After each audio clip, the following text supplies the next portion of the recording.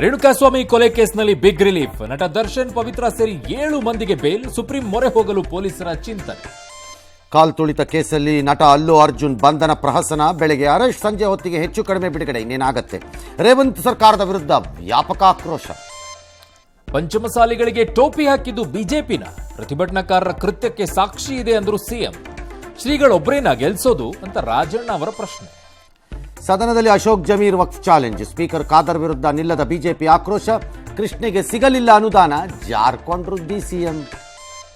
ಏಕ ಚುನಾವಣೆ ನಿಟ್ಟಿನಲ್ಲಿ ಕೇಂದ್ರದ ಜಾಣ್ಮೆಯ ನಡೆ. ಸದ್ಯ ಲೋಕ ಅಸೆಂಬ್ಲಿ ಎಲೆಕ್ಷನ್ಗಳಷ್ಟೇ ಪ್ಲಾನ್. ಮೋದಿ ಸರ್ಕಾರದ ಯೋಜನೆಗೆ ಎಂದಿನಂತೆ ಕಾಂಗ್ರೆಸ್ ಕಿಡಿ. ಮೊದಲ ಭಾಷಣದಲ್ಲೇ ಗಮನ ಸೆಳೆದರು ಪ್ರಿಯಾಂಕಾ. ರಾಜನ ಕತೆ ಹೇಳಿ ಮೋದಿಗೆ ಕೌಂಟರ್. ಸಂವಿಧಾನ ಸಂಘದ ರೂಲ್ ಬುಕ್ ಅಲ್ಲ ಅಂತ ಗೂಡೋಗ್.